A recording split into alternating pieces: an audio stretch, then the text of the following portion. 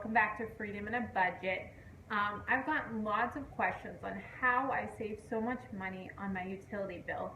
I have Florida Power and Light, and typically my electric bill is like under $25, which is awesome. In past places that I've lived, it's been up to like 100 and super high. But because of some of the savings tips that I've learned along the way, I've been able to get it super, super low. So I'm going to share some of those tips with you, and some of them are ones that I do, and some of them are ones that some other people do. Depending on where you live in the country and the world, they may apply to you, they may not. So let's jump right in. The number one way that I save money is by unplugging things. 95% of everything in my house is unplugged at any given time. The only thing that really stays plugged in all the time is my refrigerator, my washer dryer, my stove, oven. That's pretty much it. My lights I unplug, my straightener, hair straightener, hair blow dryer unplug. And my laptop router. That I don't unplug just because it takes too much time for the router to reset. But everything else, I don't use my TV, so that's not plugged in.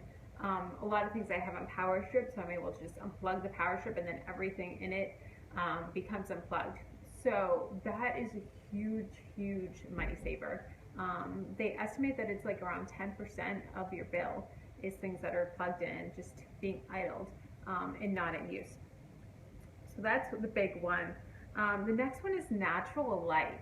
And so when I'm getting ready in the morning, I don't have my lights on. I have my windows, my curtains open, and just use natural light with that. And then when I'm not home, I use blackout curtains so that it is keeping the sunlight out, so that the heat's not coming in, because living in Florida, it does get very, very hot. I do live on where my windows, I'm in an apartment complex or a condo complex, so east and west are internal walls, so the only outside ones with like my sliding and my windows are north and south, so that helps a lot there. But blackout curtains are awesome, and they save a lot of energy in that way, so you're not running your AC as much. And then also at night, if I'm just going from like one room to the next, I use my phone light, to be honest. Like, I just have my iPhone, I just flip it up and use that. Like if I have to run to the kitchen to put a dish in the sink, or if I'm just going to the bathroom or one room, I don't need to turn on the light for that. So I just use my phone. The next one is raising and lowering your thermostat. Just a couple degrees makes a big difference. Your body temperature will get used to it. So whatever your comfort temperature is, in the summer, I would just up it a couple. So if you're comfortable at 73 degrees, maybe try 76 degrees. Or if in the winter, bring it down a couple notches. And that's gonna make a big difference.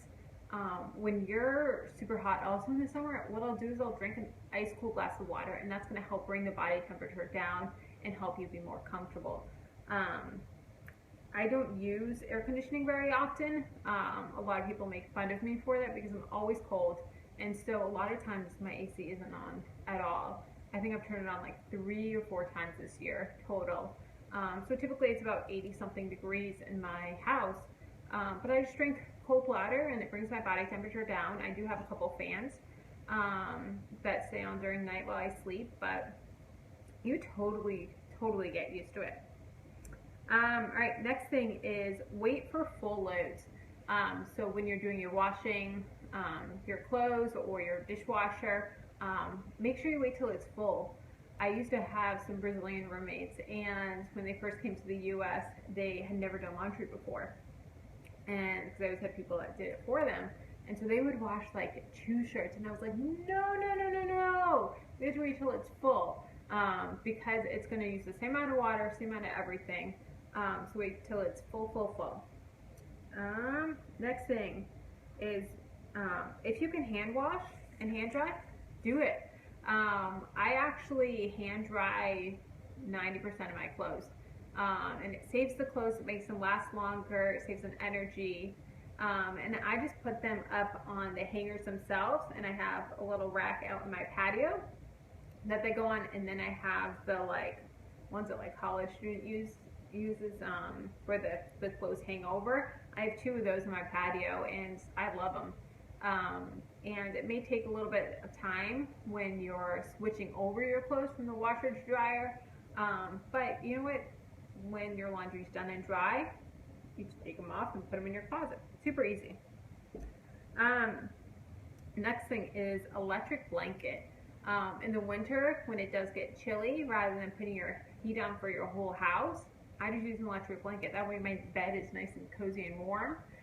The one that I have is auto shut off after 3 minutes.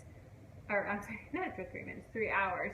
So by the time I'm asleep, it's already warmed up and cozy.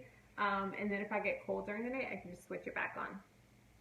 And that's helped save a ton of money. Or space heater for one room, that can save a lot of money too, whether it be your bedroom or your living room, wherever your main room is that you are for the day, rather than having to heat the whole house. Here in Florida, we have central air and central AC, so you have to run it for everything. Where I'm from up north, you would have it zoned by room, which was a little bit better that way. But I remember walking into like one room and it being like 55 degrees and so cold. So those help a lot. Next one is limit water usage. So shorter showers, turn off the water when you're brushing your teeth or doing dishes. It's going to cost a lot of money to heat that water. So anything you can do to save a little bit of money that way is going to add up over time. And going along with that is turning your water heater temperature down. Some of them are super easy to turn up and down, and some of them it's a little bit more complicated. But YouTube videos and different things, you can look up what kind you have online and figure it out yourself. Super easy. I've done it myself. But just lowering it a couple degrees, 10 degrees, it's going to make a big difference. Because a lot of times when you're washing hands or washing dishes, like the water's so hot that you can't even touch it. And if it gets to that point, then you can turn it down a little bit, and you're not going to notice a difference in your showers and washing different dishes and whatnot. And that eats up a ton of cost of having to have that hot water always on hand. Next one is off-peak hours. So I personally don't have this with my electric company. I believe they have a special meter that you can buy, but I've looked into it and it's going to cost more money than what I'm already paying. But a lot of people have off-peak hours where they can find out what they are, and then they just do all of their laundry and dishes and electric use in that time, and then when it's not, limit the usage at that time. But that can save a ton of money. Next one is empty your lint filters in your dryer. Those save up so much energy when they're or cause so much more energy when they're full that it takes so much longer for the clothes to dry. So I do it after every use. It's just clean it out, and it's easy, and those can also cause fires. So it's a safety precaution as well. Next one is LED lights. So LED lights are super popular now.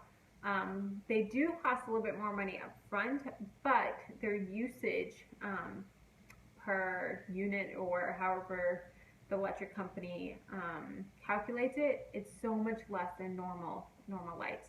So what we've decided to do is whenever a light goes out, we replace it with an LED. We have one brand that we've chosen, and so we're going to stick to that brand and stick to that type of light. They have different colors and different filtrations. So just pick one that you like, and that way throughout the whole house, as you go, it's going to stay consistent. And they can last up to like 20 years. So we always joke about when we move, we're going to take the lights with us because it's an investment. Next one is look for ways that your air may be escaping your home. So if you have a cellar, that little crack underneath your cellar door, air may be escaping there. So what we used to always do is roll up a towel and just kind of stick it in front because you don't want to pay to air condition that or heat that, or in the winter you don't want cold air coming up, or your doors. There may be some air coming out, so it may need to be caulked, it may need to be fixed or re-screwed if it's not on right. Your windows, there's all sorts of places that air can be coming in. And blackout curtains will help with that as well. If you have drafty windows, it can kind of help make everything kind of more airtight. Next one is, actually, that's the last one. So, those are the ways that I've saved money on my electric bill. Like I said, I've gone it down to under $25 a month, which is awesome. So if you have any tips for me, please leave them in the comments below. I'd love to hear them. I'm always looking for new ways to save money on my electric bill. And if you have any questions or comments for me, please leave them below as well. Thank you so much for watching. Don't forget to like and subscribe.